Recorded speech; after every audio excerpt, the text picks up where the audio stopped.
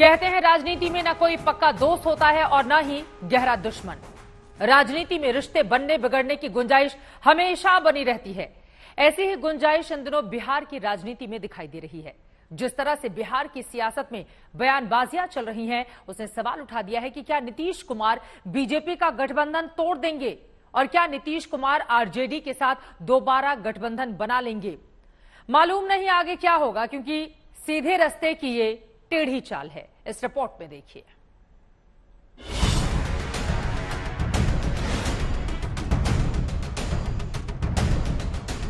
तो बिल्कुल डूबता हुआ जहाज है। आगे तब बताएंगे कि षड्यंत्र कहां कहां हुआ। क्या चिराग मॉडल उपेंद्र कुशवाहा जी नहीं थे? देखिए, भविष्य कोई नहीं बता सकता।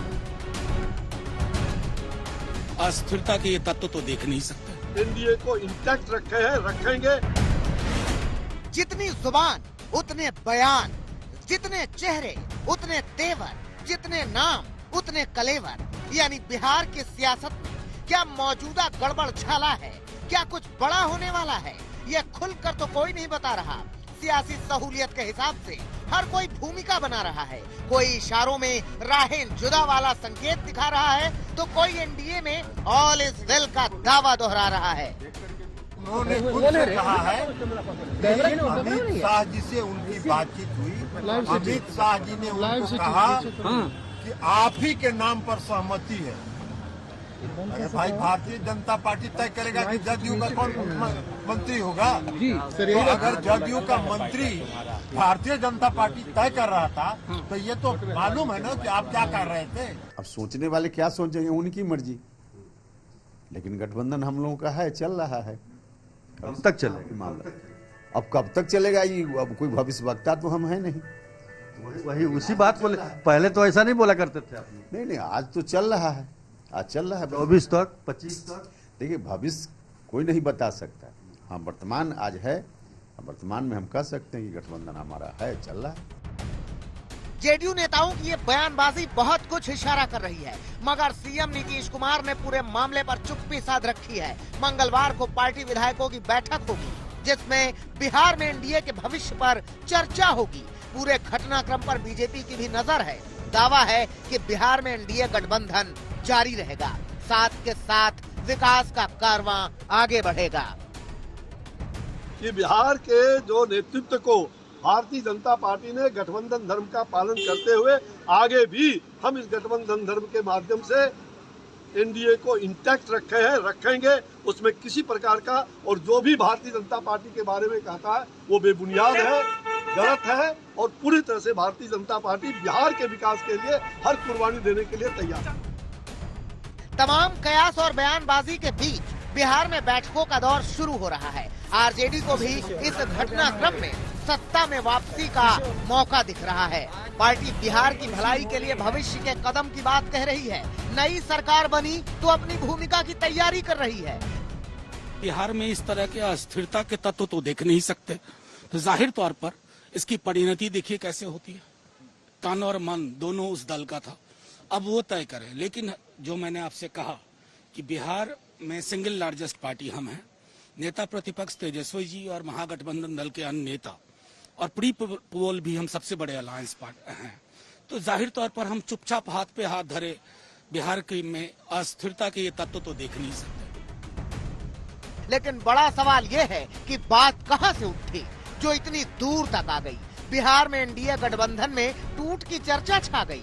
तो इसे समझने के लिए ललन सिंह का वो बयान सुनना जरूरी है, जिसमें उन्होंने चिराग मॉडल का जिक्र किया और इसी बहाने इशारों में बीजेपी पर हमला बोल दिया। एक मॉडल इस्तेमाल किया गया था 2020 के विधानसभा के चुनाव में, चिराग मॉडल, और दूसरा चिराग मॉडल तैयार किया जा रहा था। लेकिन कभी अगर होगा आगे तब बताएंगे कि षड्यंत्र कहां कहां हुआ और कैसे कैसे हुआ। यानी जेडीयू नेता नीतीश कुमार को कमजोर करने वाली साजिश का दावा कर रहे हैं। वहीं चिराग पासवान जेडीयू नेताओं के हर दावे पर पलटवार कर रहे हैं। चिराग मॉडल उपेंद्र कुशवाहा जी नहीं थे?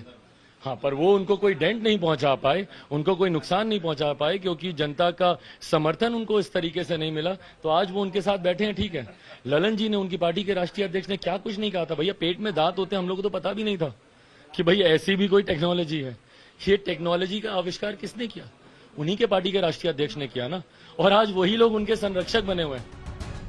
अब बिहार की सियासी फिजा में सवाल ये है कि क्या फिर से बीजेपी और जेडीयू की राह जुदा होगी? क्या प्रदेश में आरजेडी कांग्रेस के साथ नीतीश कुमार की सरकार होगी? तो इनके खिलाफ सरकारें बने, हम उसके पक्ष में हैं। हम यह नहीं देखते हैं कि कौन क्या बन रहा है, हम यह देखते हैं कि भारतीय जनता पार्टी कहां से कैसे कमजोर हो रही है। और भारतीय जनता पार्टी को भी ये समझना चाहिए, वो गलतफहमी में रह जाती है, देश को, समाज को, खासतौर पर बिहार में समझते नहीं। बिहार की पॉलिटिक्स की नई पटकथा की पूरी तैयारी आरसीपी सिंह के इस्तीफे के साथ हो गई थी, जिन्होंने इस्तीफे के साथ सीधा नीतीश कुमार पर वार किया था, जेडीयू को डूबती नैया बता दिया था।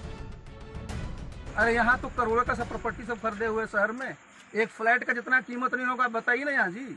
यहाँ 900 रुपये 1000 रुपये कट्ठा सब जमीन था। कुछ तो पढ़ा करिए, और लागू सब पर होता है जी। तो मैं क्या ऐसे लोगों के साथ रहूंगा? और वैसे भी आप जरा देख लीजिए, ये तो बिल्कुल डूबता हुआ जहाज है। मैं तो अपने सब वर्करों से कहूंगा कि जहाँ काम होना है वहाँ चलो, अपने साथ रहो मजबूती से। क्या करोगे इन लोगों का झोला ढो करके? यहाँ तो जितने सब झोला, पहले जितना लोगों को देख लीजिए, चुनाव में खिलाफ काम किया, सब लोग महिमा मंडित हो रहे। इसके बाद ही बिहार में बड़े सियासी बदलाव की चर्चा शुरू हो गई थी। सूत्रों की माने तो इस बार नीतीश कुमार ने आरसीपी सिंह के मुद्दे पर बीजेपी के साथ गठबंधन तोड़ने का मन बना लिया है। नीतीश इस बात को लेकर बेहद नाराज हैं कि जिस तरीके से बीजेपी ने 2020 विधानसभा चुनाव में चिराग पासवान का इस्तेमाल जनता दल यूनाइटेड को हराने के लिए किया था, वैसा ही इस बार बीजेपी आरसीपी सिंह के जरिए जनता दल यूनाइटेड को डैमेज करने की कोशिश कर रही थी। अब ऐसे में बिहार की राजनीति के लिए अगले 72 घंटे बेहद महत्वपूर्ण हैं। अब असली चुनौती बीजेपी के लिए है कि कैसे नीतीश को अपने खेमे में बनाए रख पाएं, बिहार में एनडीए गठबंधन पर आए संकट को टाल पाएं। दिल्ली में हिमांशु मिश्रा और पटना से सुजीत कुमार झा और रोहित कुमार सिंह के साथ आज तक ब्यूरो।